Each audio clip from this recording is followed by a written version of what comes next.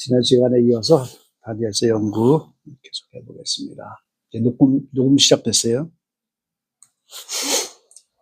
자, 이 다니엘서 6장까지는 이제 역사적 이야기로 다니엘과 친구들의 시험과 신앙, 그 중에서 2장에 느부갓네살의 꿈과 신상의 환상, 요거 우리가 지난 시간에 공부했고요.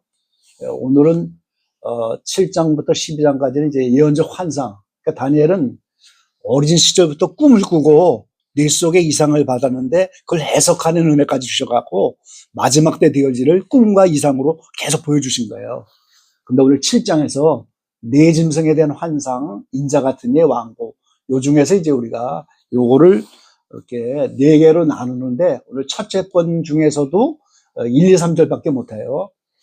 네 짐승에 대한 환상인데 바다에서 나온 네 짐승에 대한 환상, 그리고 이제 나머지 이렇게 구분을 하는데 요 첫째 부분 바다에서 나온 네 짐승에 대한 환상, 오늘 본문 읽은 게 1절에서 8절까지잖아요. 근데 거기서 이제 바다가 뭔지 그런 거를 오늘 좀 깨우치려고요. 자, 1절로 3절까지입니다. 다시 한번 같이 읽어볼게요. 바벨론 왕 벨사상 원년에 다니엘이 그 침상에서 꿈을 꾸며 뇌 속으로 이상을 받고 그 꿈을 기록하며 그 일의 대략을 진술하니라. 다니엘이 진술하여 가로되 내가 밤에 이상을 보았는데 하늘에 네 바람이 큰 바다로 몰려 불더니 큰 짐승 넷이 바다에서 나왔는데 그 모양이 각각 다르니. 예, 오늘 요거 1, 2, 3절 요것만 가지고 이제 오늘 정리를 해보려고 그래요. 그럼 이 이상을 받은 때가 벨사산 원년, 이게 BC 544년입니다. 그리고 다니엘은 그 당시 나이가 67세경, 다니엘은 90세 이상 살았기 때문에 이때에 대해서 이제 원숙해갖고 어린 시절부터 지혜와 총명을 주고 꿈과 계시를 주면서 마지막 때 되어질 일을 이제 자꾸 보여주신 거예요. 그럼 여기서 네 바람이 뭐냐 하는 거예요. 네 바람. 그리고 바다가 뭐냐. 오늘 그 두 가지 주제만 이제 살피려고 하는데요. 네 바람이란 말이 오늘 다니엘서 조금 아까 나왔잖아요. 여기에 하늘의 네 바람이 큰 바다로 몰려 불더니, 이제 벨사산 원년에 꿈과 이상을 봤는데 네 바람이 나타났어요, 하늘에. 그리고 큰 바다로 몰려 불더니, 그리고 짐승 넷이 이 바다에서 나왔다. 이 짐승 넷이 느부갓네살의 그 바벨론 이후에 되어진 나라의 왕들이란 말이죠. 그럼 이게 짐승이 하나의 모형이잖아요, 지금 상징이잖아요, 왕들. 그럼 바다도 상징인 거예요. 그리고 네 바람도 상징이란 말이죠. 그래서 네 바람과 큰 바다, 네 바람, 이게 뭔지 오늘 그것만 깨우치고 그거에 대해서 제가 강의한 동영상이 없기 때문에 녹화를 하려고 하는 거예요, 오늘. 자, 스가랴 6장 1절 5절에 네 바람이 나왔어요. 같이 읽어볼게요. 내가 또 눈을 들어본즉 네 병거가 두 산 사이에서 나왔는데 그 산은 노산이더라. 첫째 병거는 홍마들이, 둘째 병거는 흑마들이, 셋째 병거는 백마들이, 넷째 병거는 어rum지고 건장한 말들이 메었는지라. 내가 내게 말하는 천사에게 가로되 내 주여 이것들이 무엇입니까? 천사가 대답하여 가로되 이는 하늘의 네 바람인데 온 세상의 주 앞에 모셨다가 나가는 것이라 하더라 그랬어요. 자, 하늘의 네 바람인데 홍마바람, 흑마바람, 백마바람, 어rum지고 건장한 말. 요 네 바람이 요한계시록 6장에도 나와요. 근데 그때 어rum지고 건장한 말을 계시록에는 청황마다 이렇게 됐어요. 청황마다. 그럼 천사가 이게 무엇입니까? 그러니까 하늘의 네 바람인데 주 앞에 모셨다가 나가는 것이다. 그러니까 주님 앞에 네 바람이 있는 거예요. 근데 주님이 명령하면 그 바람이 각각 나가는 거죠. 6장 1절로 5절 이후에 6절로 쭉 보면 흑맛바람은 어디로 나가고 무슨 바람은 어디로 나가고 그러면서 주의 마음을 시원케 했다 이렇게 봤어요. 그렇게 표현이 되어 있습니다. 그럼 이 네 바람이 뭐냐? 죄악 세상을 심판할 때 쓰는 재료를 말하는 거예요. 그래서 백마는 말씀 그대로 공의로 심판하는 바람, 공의로 심판하는 재료다 그 말이에요. 바람이 재료입니다. 심판 재료예요. 그 홍마는 전쟁으로 심판하는 바람이에요. 그 홍마가 분다 그럼 전쟁이 나고 그 전쟁 배후에는 하나님의 심판이 들어있다는 거예요. 흑마, 기근, 흉년이죠. 흉년을 심판하는 바람. 자, 어릉지고 건장한 말이라고 조그맣게 쓰거랬는데, 이건 계시록에는 청악마라고 제가 그랬죠? 청악마는 사망으로 심판하는 바람이에요. 근데 죽이는 방법이 네 가지예요. 전쟁 통해서 검으로 죽이고, 먹지 못해서 흉년으로 죽고, 요 사망, 요거는 온역이라고도 표현했는데, 전염병으로 죽는 거죠. 병으로 죽는 거고, 짐승은, 예를 들면 7년 대환란 때 적수에게 표받지 않으면 죽이잖아요. 그러니까 짐승에 의해서 죽는 거예요. 세상 왕으로부터 핍박받아 죽는 거예요. 네 가지 방법으로 죽이는 하나님의 심판 방법이에요. 그러니까 세상 왕을 그래서 쓰는 거예요, 하나님이. 죄세상을 심판하는 도구로 왕을 쓴단 말이죠, 그 당시. 그래서 두 뿔 짐승, 10뿔 짐승을 세우고, 그래서 표받지 않으면 죽이는 그런 짐승에 의한 사망. 그 다음에 온역, 질병이죠. 병으로 죽는 거, 기근으로 죽는 거, 전쟁으로 죽는 거. 네 가지 방법으로 심판하는 바람이 청악마, 어릉지고 건장한 그런 바람이에요. 제가 한번 예를 드린 적이 있었죠. 일제시대 때 대한민국이 기독교가 신사참배했잖아요. 26차 총회에서 대한예수교 장로회 총회에서 신사참배는 우상숭배 아니다. 죄가 아니다. 이거 마음 놓고 신사참배하잖아요. 그래서 몇몇 주기철 목사님을 비롯하여 얼마간의 성도들만 감옥에 가서 순교도 당하고 그래서 신앙이 그때 지켜져 갖고 지금까지 이어오는 거거든요. 그러니까 6.25 끝나고 나서 8.15 해방이 됐는데 6.25가 아니죠. 8.15 해방이 됐는데 6.25로 하나님이 한국 교회를 심판하신 거예요. 그게 딥스들에 의한 작품입니다. 사실은 6.25가. 북한이나 그 중국, 소련을 딥스들이 뒤에서 조정해갖고 대한민국, 용인에 계신 분들 얘기대로 한다면 천손 죽이려고 하는 작업이었던 거죠. 그것도. 대한민국을 6.25로 죽이려고 하는데 그 딥스 이런 배후 세력을 하나님이 쓴단 말이에요. 그래서 그게 교회의 우상숭배한 일제시대 그걸 하나님이 심판하는 바람을 보는 거예요. 그러니까 6.25라는 전쟁이 왔잖아요. 그럼 호모가 바람을 보냈단 말이에요. 그럼 전쟁이 오니까 먹고 살기 어렵죠. 6.25 때 얼마나 고아들 피난가고 얼마나 먹고 살거려. 그리고 여러 가지 전쟁으로 죽고 흉년을 죽고 여러 가지 방법으로 죽잖아요. 공산당에 잡혀서 죽고 뭐 많이 죽잖아요. 근데 그게 다 백마를 보내서 공의로 심판하는 거예요. 그러니까 이런 네 바람이 시대마다 인류 역사에 계속 네 바람을 보내갖고 나라의 흥망성쇠, 한 개인과 인류의 모든 걸 이 네 바람으로 하나님이 다스리고 있었다는 거예요. 그래서 네 바람이 하나님의 심판의 재료입니다. 심판의 재료예요, 이것이. 자, 그래서 계시록 6장 1절로 8절에도 요거는 7년 큰 환란 때 쓰는 네 바람을 준비하는 거예요. 7년 큰 환란 때도 똑같이 네 바람으로 이렇게 흰 말이 나오고 붉은 말이 나오고 검은 말이 나오고 청황색 말이 나오잖아요.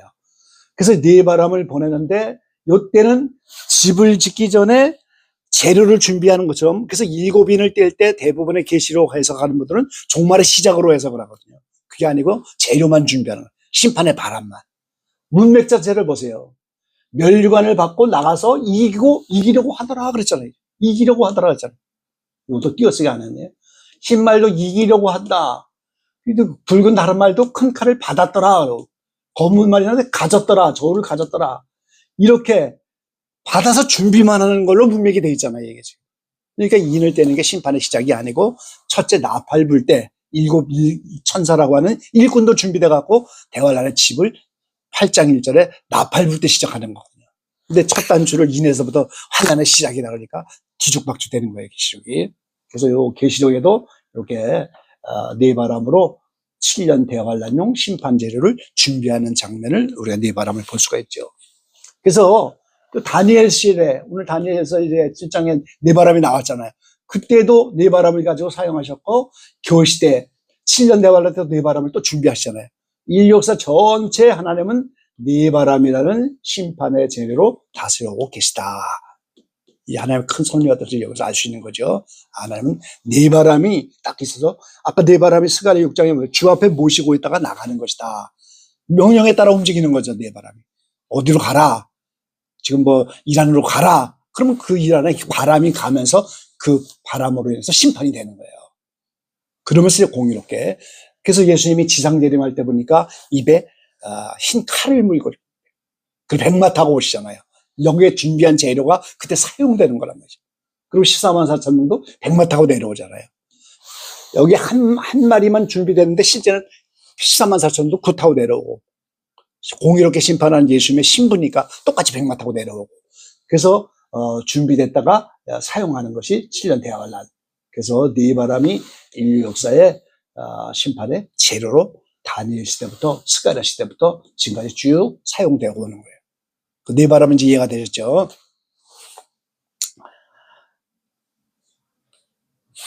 자, 그 다음에 바다라는 의미가 이제 오늘 이게 핵심인데요. 계시록 13장 1절 한번 같이 볼게요.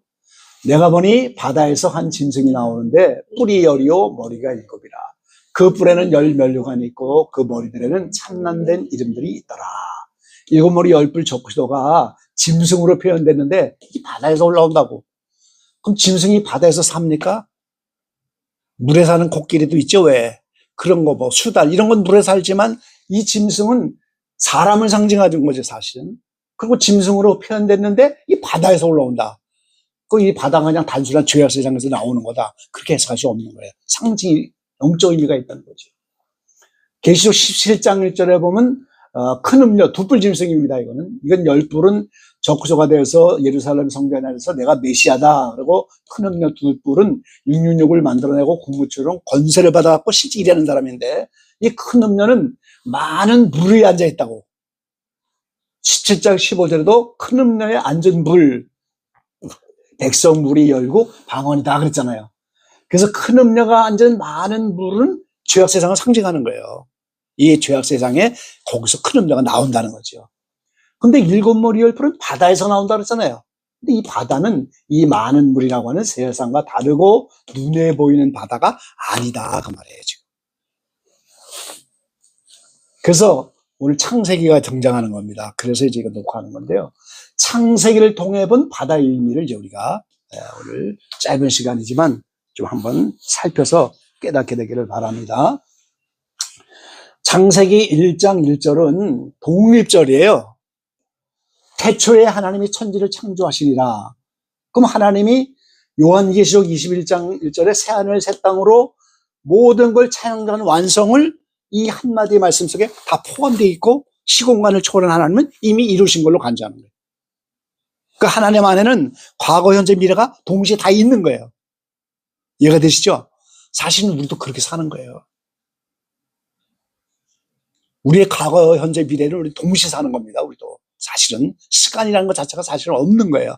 그런 개념이 좀 어렵고 일단 하나님은 천지를 창조하셨다. 말씀으로 창조했다. 그럼 그걸로 끝나는 거예요. 그냥. 계시록 21장에 새하늘 새 땅이 완성됐단 말이죠. 근데 이제 2절부터 나오는 게 땅이 혼돈하고 공허하며 흑암이 깊음 위에 있고 하나님의 신은 수면에 운행하시니라 그랬어요. 근데 대부분의 창세기 해석하기를 이게 우주 만물을 창조하는 개념으로 알고 있단 말이에요.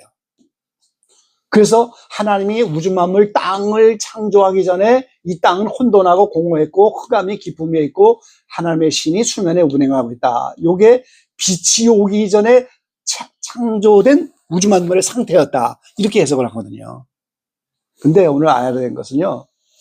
눈에 보이는 땅, 눈에 보이는 물, 눈에 보이는 하늘, 눈에 보이는 바다 이런 것을 하나님은 눈에 안 보이는 것을 알려주시려고 지금 개입을 하셨다는 거예요. 그럼 눈에 안 보이는 게 뭐예요? 우리 심령 안에 안 보이죠, 우리 안에. 마음과 영혼이 좀 보이면 좋은데 안 보인단 말이에요, 이게 지금. 하나님 나라도 안 보이잖아요, 우리가. 영적인 거니까. 그 안 보이는 영적인 세계, 우리의 심령과 하나님 나라를 창조해가는 과정을 땅, 물, 하늘, 바다, 눈에 보이는 것들로 지금 계시해주고 있다는 거예요. 그래서 창세기 이게 하나의 설계도라고 제가 말씀을 드리는 거예요. 이건 하나의 설계도다. 이것을 가지고 우주 만물 창조한 게 아니다. 그런 표현을 자꾸 하는 거예요. 근데 오늘 거기서 이제 1장의 앞부분만 살짝 살피면서 바다의 의미를 이제 오늘 깨달아 보려고 하는 거예요. 자, 요거 1장 2절을 제가 다른 번역을 봤어요. 공동 번역입니다. 땅은 아직 모양을 갖추지 않고 아무것도 생기지 않았는데 개혁성경에는 흑암이 깊음에 있었다 그랬잖아요. 그 흑암을 어둠이라고 번역을 했고 깊음을 깊은 물이다 이렇게 했어요. 몽덩이가 깊다 이런 개념이 아니고 깊은 물이라는 거예요. 그리고 그 물 위에 하나님의 기운이 휘돌고 있었다. 공동번역. 이게 제일 좋은 성경이 직역성경이에요. 헬라어 히브리어를 직역성경한 것이 한국인에 의해서 지금 번역이 돼서 나왔어요. 한국에. 직역성경에 이렇게 했어요. 땅은 형체가 없었고 여기 이제 모양을 갖추지 않았다. 아까 개혁성경에는 뭐라 했어요? 공허하고 혼돈스러웠다. 뭐 그렇지 않아요? 어둠은 이게 흑암이죠. 깊은 바다 위에 여기 물을 아예 깊은 바다라고 표현했다. 그리고 현대인의 성경은 좀 더 땅은 아직도 제대로 꼴을 갖추고 있지 않은 상태였으며 또한 아무것도 생겨나지 않아 쓸쓸하게 그지없었다. 이건 무슨 시처럼 그렇게 표현을 했어요. 그런데 여기는 깊디 깊은 바다다. 이렇게. 그냥 단순히 깊은 바다가 아니고 깊디 깊은 바다는 그저 캄캄한 어둠, 그냥 어둠이 아니에요. 아까 개혁성경에는 흑암이라고 했잖아요. 캄캄한 어둠에 휩싸여 있을 뿐이었고 하나님의 영이 여기는 물이라고 했잖아요. 물 위에. 개혁성경에도 수면 위에. 근데 여기는 바다 위를 휘감고 있었다. 그러니까 여기는 좀 의미가 더 정확하죠. 깊디 깊은 바다다.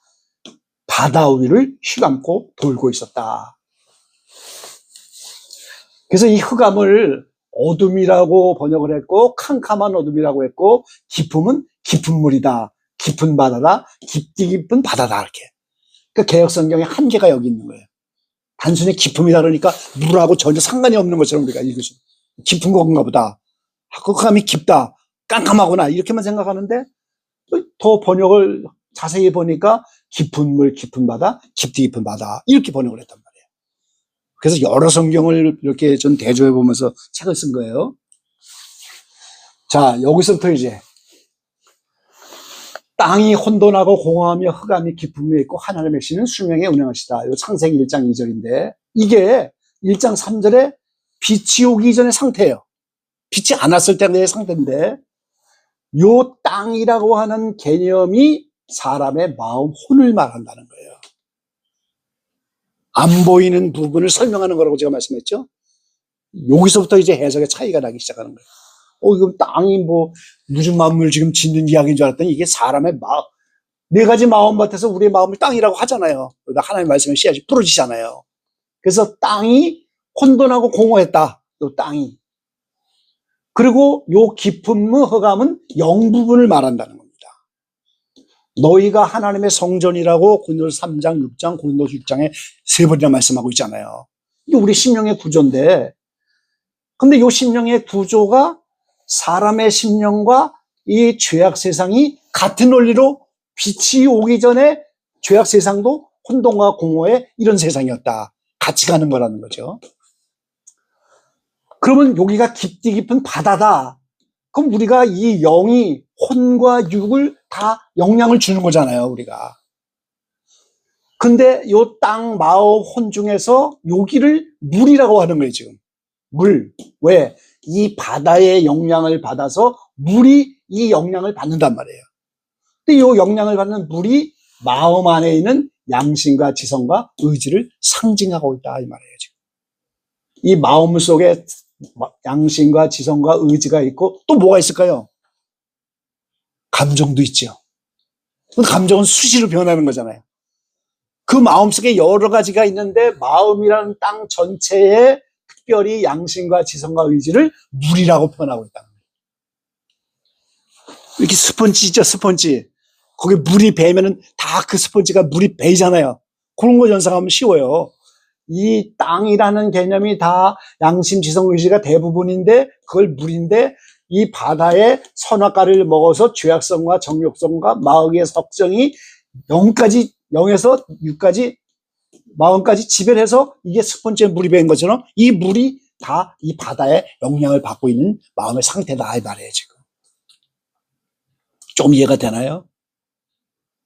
요거 첫 장면만 이해가 되면 나머지 다 술술 풀릴 수 있는 거예요 이게 지금. 그런데 하나님의 신이 수면 위에 운행하고 있다 했어요. 하나님의 영이 아까 다른 번역엔 뭐라 했어요? 바다 위에 운행한다. 물 위에 운행한다. 요거는 모든 창세기 해석하는 분들이 다 똑같이 해석해 놨어요. 암탉이 병아리를 푸는 모습이다.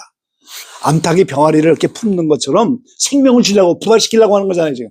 병아리를 왜 품어요? 부활시키려고.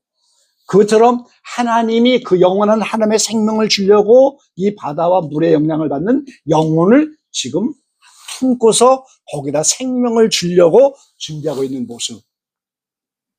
여기가 이제 1장 2절의 정확한 의미라는 거예요.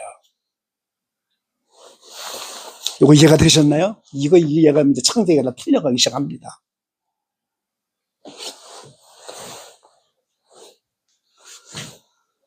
땅이 우리의 마음과 혼이고 영은 여긴데 땅 마음은 혼돈하고 공허하다. 이 혼돈하는 건 이제 복잡스럽다는 거죠. 정리정돈이 안 됐다는 거예요.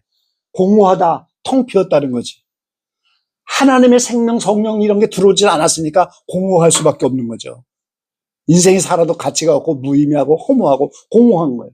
정리가 안 됐다. 이런 뜻이란 말이죠. 그리고 여기는 깊은 바다, 흑암. 요거를 무저갱이라고 하는 거예요. 미리 말씀드리면. 그 사람의 심령 깊은 곳에 그게 무저갱이에요. 우리가. 그 무저갱이에 하나님의 생명이 들어오면 끝없이 영원히 하나님을 섬겨가는 거고, 마귀가 들어오면 끊임없이 마귀 밑에 사는 거. 그런 영을 가진 것이 우리가 무저갱, 깊디 깊은 웅덩이란 말이에요. 바닥이 보이지 않는 갱이라는 거예요. 그게 깊디 깊은 바다와 같은 의미입니다. 그러니까 이 사람이, 하나님이 아담을 불러서 생영을 줬다고 하는 하나님의 영을 받을 수 있는 존재로 만들었다는 게 이렇게 하나님의 소성을 가질 수 있는 그런 영적인 존재로 만들었다는 거예요. 어마어마한 거죠. 근데 이게 처음부터 완전한 형상으로 만든 것이 아니고 6개의 계단 6날을 지나야 하나님의 형상대로 만들어지는 과정의 설계도라는 거예요. 하나님의 형상대로 만들어지면 타락할 이유가 없죠. 완전했는데 왜 타락을 하겠어요? 그게 설계도고 과정을 보이시는 건데, 이거를 우리의 심령에 이루어지는 그 완전한 이루는 형상을 이렇게 땅, 바다, 물 이런 보이는 것들로 나타날 수 없는 하나님이 뭘 갖고 설명하겠어요? 지으신 만물을 가지고 지금 설명해 주고 있는 거예요. 시정각격이란 말이죠. 그래서 이거 이해가 되셨죠? 그래서 이 물은 마음 안에는 양심, 지성, 의지. 그래서 우리가 속죄론, 죄악론을 배우지 않으면, 이걸 먼저 모르면 이 강의를 들을 수가 없잖아요. 이게 왜 양심이야? 이게 왜 지성이야? 이거 우리 이미 다 공부했잖아요. 속죄론, 죄악론 할 때 공부했단 말이죠. 질성 같은 거 할 때. 자꾸 잊어버려서 사실은 계속 들어야 돼요. 내 것이 완전히 될 때까지 들어야, 그 딱 들으면 그 다음에 이해가 되고 더 나가서 설명도 할 수 있고 이렇게 되는 거거든요. 예. 자, 그 다음에 3절로 5절에 이어서 보니까 하나님이 가라사대 빛이 있으라 하심에 빛이 있었고 그 빛이 하나님의 보시기에 좋았더라. 하나님이 빛과 어둠을 나누사 빛을 낮이라 칭하시고 어둠을 밤이라 칭하시니 저녁이 되며 아침이 되니 이는 첫째 날이라. 이게 지금 첫째 날이 됐어요. 빛이 오면서. 제가 캔바로다가 이런 걸 마음대로 그려서 표현할 수 있게 된 게 얼마나 감사한지 몰라요. 이걸 어떻게 설명하겠어요? 그림이 아니면. 자, 첫째 날 빛이 있으라. 빛이 왔죠? 빛이 마음속에 들어온 거예요. 대부분 이제 많은 분들이 영 속에 빛이 오는 줄로 착각하고 있는데 그게 아니란 말이죠. 고린도서 1장 22절과 에베소 1장 13절에 보면 하나님이 성령을 보증으로 마음에 주셨다 이렇게 분명히 말씀해 놓고 있어요. 그래서 마음에 오신 성령이 영 속에 들어가는 걸 보증하셨다 이렇게. 보증했다는 건 거기 가겠다는 거예요. 집을 계약하면 여기에 잔금만 내면 그 집으로 들어가는 걸 계약하는 거잖아요. 지금 아기를 가졌는데 중간에 유산할 수도 있고 죽을 수 있는데 생명으로 낳아야 되는 거잖아요. 지금 집도 들어가서 내 이름으로 등기등본을 해야 소유가 되는 거잖아요. 지금 마찬가지란 말이죠. 신랑 신부가 언약을 했는데 중간에 파혼될 수도 있고 동거할 수가 없는 수도 있는 거잖아요. 근데 이거는 보증만 하는 거예요. 보증만. 그래서 빛을 마음에 두시니까 첫째 날 무슨 일이 일어나면 빛과 어둠을 나누셔서 낮과 밤이 나타났다는 거예요. 지금 첫째 날. 이게 오늘 우리의 심령 안에서 이루어지는 거라고 제가 말씀드렸잖아요. 자, 영적인 성장 도표입니다. 이게 지금. 첫째 날 빛이 왔다는 게 출애굽이 되는 거잖아요. 이스라엘 백성이 출애굽. 이게 개인의 심령, 인류가 똑같이 가는 거라고 제가 말씀드렸죠. 인류 역사도 하나님 나라가 요한계시록 21장에 나타날 때까지 인류 역사도 이스라엘 백성의 이 가정을 모형으로 주신 거고, 우리 개인의 성장 과정에 하나님 나라 이루는 것도 이것을 모형으로 가고 두 가지의 모형인데 빛이 왔다 출애굽 왔다는 건 생명이 시작됐다는 거예요. 성령이 들어왔다는 겁니다. 성령이 들어왔어요 지금. 그 빛이 온 거예요.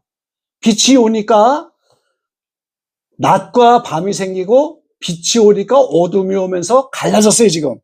이게 무슨 말이냐. 이게 첫째 날인데 그리고 저녁이 먼저 오고 아침이 오잖아요. 이스라엘은 저녁을 먼저 하잖아요.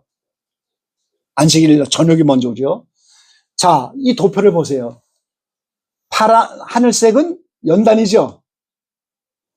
하얀색은 축복이죠. 곤고와 형통이다. 요게 전도서에 말한 거고 우리가 이제 일반적으로 연단이다, 축복이다. 그러면은 이게 지금 하나님이 하나님 나라 이루어지는 스케줄이란 말이에요, 지금. 이 과정을 지나서 여섯째 날이 지나야 여기에 완전해서 하나님의 형상대로 만들어지는 설계도인데 이 스케줄 과정으로 시작이 되었다. 그 말이에요, 지금. 이게 시작됐다는 거예요, 지금. 이 과정으로 들어왔어요, 떠나니까. 그러니까 어떻게 돼요? 축복받을 때는 빛이고 연답할 때는 어둠이에요. 그 어둠을 밤이라고 했고 빛을 낮이라고 했어요. 그러니까 6개의 밤낮, 6개의 어둠과 빛의 이 스케줄 과정으로 이제 시작이 되었다. 그게 빛과 어둠으로 낮과 밤으로 나눠지는 거예요, 지금. 내가 싫어도 이 스케줄로 들어올 수밖에 없는 삶을 살기 시작하게 된 거예요, 지금. 이거를 말하고 있는 거예요. 그래서 우리가 이런 성장론, 계시록 많이 했는데 창세기를 배워서 제가 짝을 이루어야 된다는 게 이제 여기서부터 이제 창세기 시작부터 짝으로 되어 있는 걸 풀 수가 있는 거잖아요. 이게 첫 번째 연단, 두 번째 연단, 세 번째 연단, 네 번째, 다섯 번째, 여섯 번째. 6개의 저녁, 아침, 6개의 날을 지나야 7째 날 안식이 오면서 하나님 나라가 이루어진다. 이게 설계도예요, 그래서. 이 스케줄 안에 지금 들어온 거예요, 내가. 원치 않든 원하든 예수 믿게 됐으니까. 그 생명을 주려고 지금 하나님의 신이 수면에 운행하였는데 빛이 들어오면서 시작이 됐잖아요. 그 빛이 생명이고 성령이 들어오면서 그때부터 시작이 돼요. 그러니까 교회 몇십 년을 다녀도 성령 받지 못하면 빛이 들어온 게 아니에요. 종교적으로 믿는 종교교인이 된. 이 스케줄과 상관이 없는 거예요. 그래서. 근데 가끔 제가 이제 이거 자꾸 툭 붙여서 걱정하는 게, 아이고, 이거 또 예수 믿으면 나처럼 연단 받을 텐데, 이런 저런을 당할 텐데, 아이고, 어떻게 저걸 견디나, 이런 생각이 없으니까, 그래도 어떻게 돼? 그걸 감사로 받고, 어쩌서 천국 가는 게 더 중요한 일이기 때문에, 그래서 첫째 날 빛이 오면서 이 스케줄이 시작이 되었다. 이 과정 속으로 들어와서 어차피 일을 갈 수밖에 없는 이런 인생이 되었다. 그걸 빛과 어둠, 낮과 밤으로 나누는데 저녁이 먼저 오고 아침이 오는 이런 스케줄대로 첫째 날 빛이 오면서 시작이 되었다. 이런 개념이라는 거예요, 지금. 자, 둘째 날 이제 한번 보시죠. 하나님이 가라사대 물 가운데 궁창이 있어 물과 물을 나누게 하리라 하시고 하나님이 궁창을 만드사 궁창 아래의 물과 궁창 위의 물로 나누게 하시네 그대로 되리라. 하나님이 궁창을 하늘이라 칭하시리라. 저녁이 되며 아침이 되니 이는 둘째 날이니라. 이게 또 느닷없이 궁창이 나오고 윗물 아랫물이 뭐고 또 이게 하늘이 또 뭔가 눈에 보이는 것 같고 이 궁창은 하나의 공간을 말하는 거죠. 근데 뭐 많은 분들이 이걸 그대로 문자적으로 해석해서 노아의 홍수 때 뭐 아랫물이 다 쏟아진 거다 뭐 그런 엉뚱한 해석을 한다고요, 이게. 자, 이것도 이제 또 우리가 한번 풀어볼게요. 물 가운데 궁창이 있어. 이 물이 지금 뭐였었어요? 마음이라고 하는 곳에 양심, 지성, 의지였잖아요. 그 양심, 지성, 의지 속에 궁창, 공간이 있었단 말이에요. 이게 하늘이 되는 거잖아요, 지금. 그걸 하늘이라 칭한다. 이렇게 됐어요. 이거 이해됐죠? 예. 근데 둘째 날 딱 되니까 물 가운데 궁창에서 물과 물을 나누라. 이 궁창, 이것이 하늘인데 이거를 딱 나눴어요. 윗물, 아랫물을 나눴어요. 그럼 윗물은 뭐고 아랫물은 뭐야? 근데 물 자체가 우리가 이미 해석을 했잖아요. 물이 땅이라고 하는 내 마음속에 있는 양심과 지성과 의지다. 그럼 이 물이 나눠졌어요. 빛이 오고 나니까 낮과 밤으로 갈라지고 연단받고 훈련받고 축복받는 과정을 지나가면서 둘째 날이 되니까 인물은 양심지성의지가 변화된 부분을 말한다는 거예요. 이게 저는 성장론을 그대로 대입한 겁니다. 저는 창세기에. 성장론 알고 기술을 아니까 창세기가 열리니까 그냥 전몽이 되는 거야. 억지로 해석한 게 아니고. 이미 알고 있는 부분은 그냥 갖다 붙이는 이런 해석이었단 말이에요, 지금. 그럼 아랫는 뭐예요? 변화되기 이전의 양심지성 의지. 그건 지금 버려야 되는 거잖아요. 이거는 새 사람이고, 이건 옛 사람이란 말이에요. 겉사람 후패하는 이건 버려야 되는 거고, 이건 새로워져야 되는 거예요, 지금. 그러니까 하나님이 우리에게 하나님 나라를 만들기 위해서 빛, 성령, 생명을 주며 시작한 게 양심지성 의지라고는 그걸 변화시켜서 천국에 들어갈 사람을 만드는 그 작업이라는 게 핵심인 거예요. 예수 믿는 핵심이 거기 있는 거예요. 여기까지 이해됐죠, 또? 자, 저 뒤에 있는 도표. 심령과 육체의 상태, 영적 발달과 도표죠. 이게 첫째 날이에요. 빛, 이게 하나님의 생명인데, 요 성령이 요 비둘기 같은 건데, 성령이 들어왔잖아요, 첫째 날. 이게 둘째 날입니다. 성령이 둘째 날 되니까 연단받고 축복받으면서 두 과정을 지나면서 여기거든요. 여기 되니까 어떻게 돼요? 성령이 어떻게 됐어요? 마음 한간대로 들어왔죠. 여기에 지금 밤색은 이 죄악성으로부터 지배받는 정도를 말하는 거예요. 처음 빛이 들어오고 예수 믿기 처음이니까 양심지성의지가 아직까지 죄악성의 지배를 많이 받잖아요. 여기 되니까 성령이 깊이 들어가니까 어떻게 돼요? 양심지성이 환해졌죠. 선의욕까지 뿐이 안 가잖아요, 지금. 오히려 생명의 빛이 더 많이 들어가죠. 이게 그걸 나타낸 도표예요. 자, 요거를 확대해서 봅니다. 성령이 마음속에 깊이 들어오니까 더 밝은 빛을 많이 받으면서 양심과 지성이 하나님 말씀으로 양심, 지성이 알게 되고 의지만 아직 이 지배를 또 받는단 말이에요. 이 밤색이 지배받는 거거든요, 지금. 이해가 되죠, 이 도표가. 이런 상태를 말해요, 둘째 날. 그러니까 밝아진 양심, 밝아진 지성은 윗물이다 그 말이에요. 그리고 거기서 변화된 것은 쓰레기통에다 버리는 것처럼 버려지는데 그게 아랫물인 거예요. 이해가 되죠? 예. 설명 못해도 일단 알아들어야 돼. 그럼 여기서 한번 보세요. 이 도표 다시 봅니다. 출애굽하고 첫째 날 지나고 여기 둘째 날이 왔단 말이에요. 둘째 날 무슨 일이 생겨요? 시내산에 하나님이 강림하잖아요. 시내산에 하나님이 강림하면 무슨 일이 생겨요? 성막을 짓고 율법을 선포하죠. 그리고 가나안 정탐하고 떠난단 말이죠. 그러면 철벽정에는 이게 좁은 문 가정이고, 그럼 그게 무슨 의미냐? 시내산에 하나님이 강림하고 성막에서 율법을 선포했다는 이야기는 이때부터 이 말씀 주신 계명을 가지고 60만 명을 그 말씀의 기준에서 죽이는 작업을 시작했다는 거예요. 그래서 60만 명이 본격적으로 이때 죽어가기 시작하고 깨어지기 시작하는 거예요. 그래서 영적으로 첫 번째 연단 맞은 사람은 어린아이일 수밖에 없는 것이 자아가 별로 죽은 적이 없어요. 60만 명이 죽은. 이때는 무슨 계명 줬냐면 안식일을 지켜라 그거 하나뿐이 안 줬어요. 만나주면서 안식일 날은 만나거두면 안 돼. 다 쓰러져 버려. 그러니까 안식 지키는 계명 하나뿐이 안 줬잖아요. 그러니까 안식일만 지키면 되는 거야. 그냥 교회만 나가면 되는 줄 알았어요. 근데 여기 오니까 율법을 다 주잖아요, 십계명. 그 십계명을 준 그 말씀의 근거에서 60만 명 다 죽이는 과정이 남은 연단 과정이란 말이에요, 지금. 그러니까 자아가 60만은 나의 옛사람이잖아요. 연단받아서 깨어지기 시작한 양심과 지성과 의지가 본격적으로 죽는 거예요, 이 말씀에 의해서. 합법적으로 죽이시는 거죠, 합법적으로. 왜 여기서 또 죽는지 원인을 알게 되겠죠, 이제. 신의 산에 하나님이 오셔서 율법을 주셨기 때문에 이 단계에 우리가 하나님의 말씀을 풍성히 받는 그런 실질적인 삶 속에 온단 말이에요. 이해가 되시죠? 그래서 본격적으로 죽는 거예요, 자아가. 나의 옛사람이 그때부터 깨어진단 말이죠.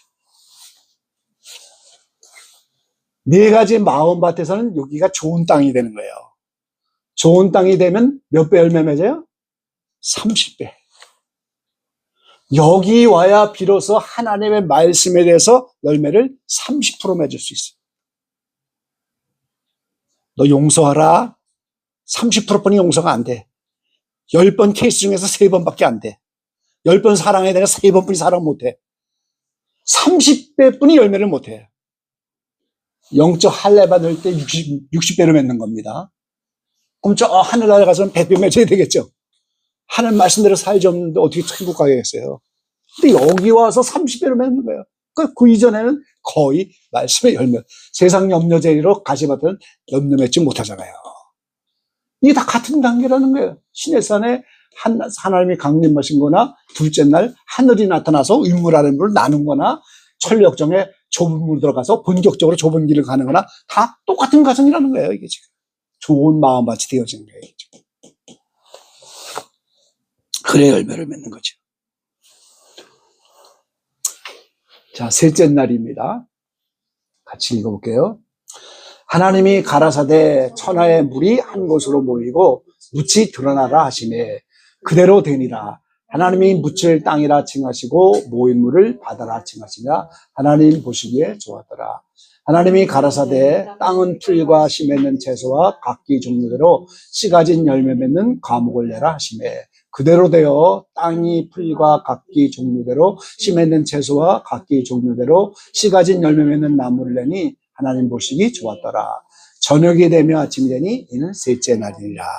셋째 날은 천하의 물이 공동번역에는 아랫물이라고 확실하게 하늘 밑에 물이니까 아랫물이죠. 그게 지금 하늘이 나타나서 윗물 아랫물 갈랐잖아요. 아랫물입니다. 그게 한 곳으로 모이면서 묻이 드러났다. 그리고 묻을 땅이라 칭하고 모인 물을 바다라 칭한다. 이 지금 바다 정체를 우리가 이게 하려고 이거 지금 시작한 겁니다. 그리고 땅이 생겨나니까 풀과 씨 맺는 채소와 씨 가진 열매 맺는 과목이 나오죠. 이게 인류 역사에는 천년왕국입니다. 이기는 자들, 순교자들, 살아 들어간 그분들을 통해서 천년왕국에 많은 풍성한 열매를 맺는 것. 근데 사람의 개인의 심령에서는 영적 할례 받아서 이기는 자 된 상태를 셋째 날이라고 하는 거예요, 지금. 윗물, 아랫물이 둘째 날 나왔죠. 변화되는 양심, 지성, 의지. 아랫물은 변화되기 이전의 양심, 지성, 의지. 이게 버려져야 되는데, 여기가 깊은 바다라고 했잖아요, 지금. 이 아랫물이, 천하의 물, 아랫물이 한 곳으로 모였어요. 물이 바다로 흘러가는 거죠. 깊은 바다로 흘러갔어요. 여기로 흘러갔어요. 다 흘러가갖고, 이 물이 다 빠져버려서 바다가 돼버리고, 이 묻이 드러나라. 이 바다가 물이 다 빠져버리니까 묻이 드러나는데 이게 땅이 된 거예요. 이 땅과 이 땅은 다른 땅이죠. 여기가 본래 땅이었는데 새로운 땅이 나타났어요, 지금. 성령이 일로 들어갔다는 거죠, 이제. 양심과 지성의지가 100% 변화가 되니까 여기에 죄악성과 정욕이 자리를 잡고 떠나버리니까 성령이 들어오면서 여기에 버려진 양심, 지성의지, 죄악성에 지배받던 양심, 지성의지가 다 모여서 바다가 됐다. 죄악의 쓰레기통을 말하는 거예요. 그리고 여기는 이 묻을 땅이라고 한다. 그러니까 여기에 씨 맺는 열매, 씨 맺는 채소, 씨 맺는 많이 나오죠. 풍성한 열매들이. 이기는 자 되니까 그런 것들이 나타나기 시작하는 거예요. 이해가 되시죠? 이해 되시죠? 그래서 우리가 죄로는 그래서 공부한 거예요. 대표적인 정욕, 애정과 욕망이 7가지다. 잠언서 26장 25절, 마귀의 속성, 가난 칠족과 관련 지옥 7지파, 지옥은 7지파입니다. 천국은 12지파고, 순금등배의 7개의 가지, 양심을 7개의 가지가 지켜본다 그랬잖아요. 죄악면서. 교반성은 공작새, 포악성은 호랑이, 음란성은 염소, 아집성은 돼지, 질투성은 여우, 태만성은 자라, 거짓성은 뱀. 은연이가 어렸을 때 여기 가서 처음 이거 그 짐승 그건 뭐지? 그게 상징성을 하나 잊어버려갖고 그 무슨 짐승인지 한 그 얘기를 했다고 하는 적이 있어요. 애정과 욕망도 아가페적인 영적인 애정이 있고 육적인 애정이 있단 말이에요. 욕망도 영적 욕망이 있고 육적 욕 이게 잘못됐죠. 육적 욕망이죠. 식욕, 성욕, 무욕, 명예욕, 수면욕. 이거 영적 욕망이라고 합니다. 육적 욕망입니다. 버려야 될 것들이 이제 이런 색깔이에요. 이런 것들이 마귀의 속성인 7종 죄악성의 모습을 쭉 보이는 건데 양심과 지성과 의지가 이런 것들을 다 버리고 영적인 애정, 영적인 욕망, 죄성을 다 버린 그러한 사람으로 변화된 걸 말하는 거예요, 지금. 그러니까 이 혼이 죄성이 선악과를 먹고 나서 죄가 들어오는 게 죄성인데 이게 마귀의 7가지 죄 속성이란 말이에요. 그 속성이 정욕이라고 하는 게 본능이에요, 본능. 우상을 섬기게 된 거예요. 그러니까 이게 마음도 육체까지 다 그 지배를 받는 거죠.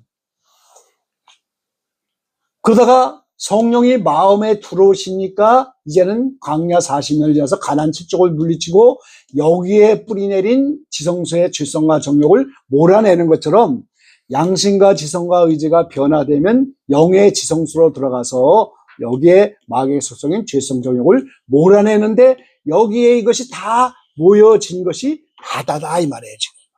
그러니까 7머리 10뿔이 그 바다에서 나오는 거예요. 그래서 마귀의 속성이 지금 여기에 모여 있으니까 마귀가 그 속성을 다 들어왔잖아요.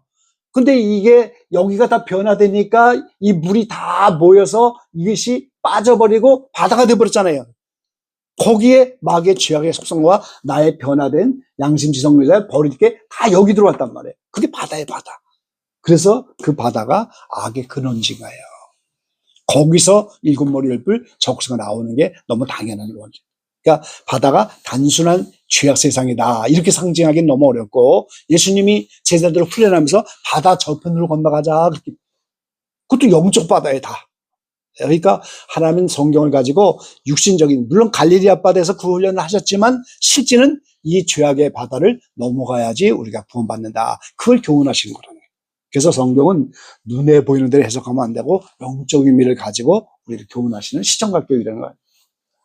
그래서 이제 하나님이 여기에 자정하셔갖고 생명의 역사가 혼, 마음, 양심, 의지가 다 변화됐으니까 하나님의 생명의 역사 들어도 순종하면서 그대로 생명의 역사가 나타나고 육체까지도 부활해서 생명의 역사가 나타나고 이게 우리가 변화받은 사람의 삶이 되는 거죠. 그래서 창세기의 그 바다가를 다 한 곳으로 천하의 물이 모여서 모인 물을 바다다. 그래서 이 바다가 깊디 깊은 바다인데 결국 무정의이고 사람의 타락한 영과 세상의 악의 근원지가 된 것이고 여기서 7머리 10뿔이 올라오는 것이다. 예, 여기 이사야 57장 20절에 그런 말씀이 있네요. 오직 악인은 능히 안정치 못하고 그 물이 진흙과 더러운 것을 늘 솟쳐내는 요동하는 바다와 같으니라. 그래서 이 바다가 진흙과 더러운 것, 모든 죄성과 정욕 이런 것들이 바다다. 영적 의미가 있는 거예요. 거기서 7머리 10뿔이 그걸 우리는 악의 근원지다. 악의 쓰레기통이다. 이런 개념으로 이제 이해를 해야 되죠. 그래서 오늘 요 바다의 의미 그리고 이제 창세기에 나오는 이 바다의 의미를 가지고 그 의미를 좀 살펴봤고요.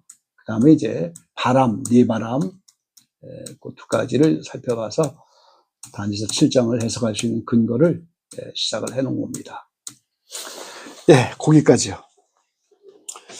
예, 잠깐 기도하고 다른 질문 있으면 또 질문하고 이야기 나누죠. 아버지 감사합니다. 오늘 다니엘서 네 바람과 바다에 대한 영적 의미를 우리가 다시 한번 깨닫도록 이렇게 함께 말씀을 나눴습니다. 우리에게 지혜와 명철 주시고 은혜 베풀어 주셔서 이렇게 다가오는 환난의 때에 말씀을 잘 깨닫고 지혜의 영을 받아서 이 말씀을 증언하는 귀한 사역자들 다 되도록 우리 모두를 기억하시고 축복해 주십시오. 새 신년 주일입니다. 금년 안에도 우리 각 가정마다 기도의 제목을 이루어주시고 영육간에 강건케 하시고 산업이 필적지 않게 하시고 특별히 말씀을 사모하여 주님께 더 가까이 나오는 이런 환경으로 역사하시고 충만케 하여 주십시오. 예수님의 이름으로 감사하며 기도 올려옵나이다.